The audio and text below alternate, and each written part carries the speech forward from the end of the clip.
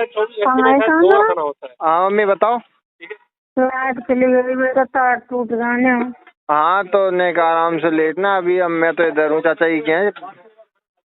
कौन चाचा जी के यहाँ है? अरे जो शादी है ना वहाँ बाहर बैठे हैं सब। तो इधर है कि आना बहुत। हाँ मैं तो उधर से ही आऊँगा, पीछे से मेरे सामने ही टूटे थे। हाँ पीछे से ही आऊँगा मैं तो घूम के। ध्यान से बेटा देख के। हाँ बिल्कुल बिल्कुल। ठीक ठीक है। वहाँ पे होगी। तो जैसे कि फ्रेंड्स आपने एक क्लिप सुनी होगी, ये राजवीर भाई की वॉइस है जब वो उनके साथ जो भी उनके साथ हुआ, ये उससे पहले की वॉइस है उनकी। उनकी मम्मी ने बोला कि बेटा घर पर संभल कर आना, जो बिजली का तार है वो टूट कर गिर गया है, वहाँ पर पानी पड़ा है, आराम से घर आना।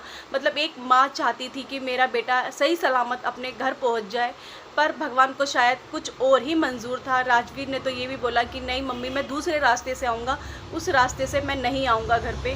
पर फिर भी देखो उनको मौत आनी थी तो किस तरीके से आई। भगवान ऐसा किसी के साथ ना हो जैसा उनके साथ हुआ है कि उनका परिवार उजाड़ कर रख दिया आपने, कि उनके घर में कुछ नहीं बचा है। अंशु का भी मतलब रो रो कर बुरा हाल है।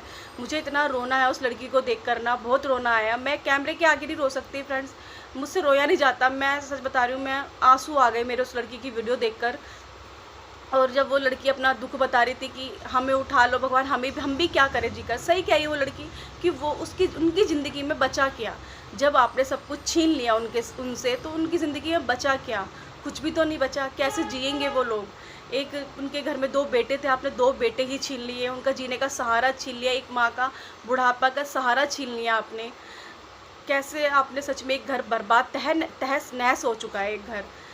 ऐसा किसी के साथ ना हो जैसा उस लड़की के साथ हुआ। चलो सपना के साथ तो जो हुआ हुआ, बच्चों के साथ क्या, बच्चों ने क्या बिगाड़ा था? छोटे छोटे बच्चों के साथ ऐसा हो गया। अंशु का भी कहना सही कह रही है वो लड़की, उसके दोनों भाई चले गए। अब रक्षाबंधन आएगा, उसको कितनी याद आएगी कि मेरे भाई होते तो आज मैं उनको राखी बांधती। कितना वो मिस करेगी इन चीज़ों को। सच में मुझे बहुत बहुत चीज़ें याद आ रही है कि उनके साथ क्या क्या मतलब बीतेगा उन पे, जो अब बीत रहा है और आगे बीतेगा। कैसे जिएंगे वो पूरी ज़िंदगी। बिल्कुल ज़िंदगी बर्बाद हो गई है सच में उन लोगों की। ऐसा किसी के साथ ना हो। अच्छे लोगों के साथ ही पता नहीं ऐसा क्यों होता है, भगवान अच्छे लोगों को हमेशा उठा लेता है। बस क्या बोलूँ फ्रेंड्स, समझ में नहीं आ रहा कि बोलने के लिए शब्द नहीं है। इतना बहुत ज़्यादा दुख है उस लड़की के लिए ना। जब उसने बोला कि भैया गए थे और मम्मी ऐसे शाम को बुला रही थी, उस दिन मैंने रिकॉर्डिंग की, वो सब रिकॉर्डिंग सुन के ना बर्दाश्त नहीं हो रहा। वो सब मैं रिकॉर्डिंग सुन रही हूँ ना। और फिर सपना का, जब अंशु का ये हाल हो रहा होगा तो सपना का क्या हाल हुआ होगा उस दिन।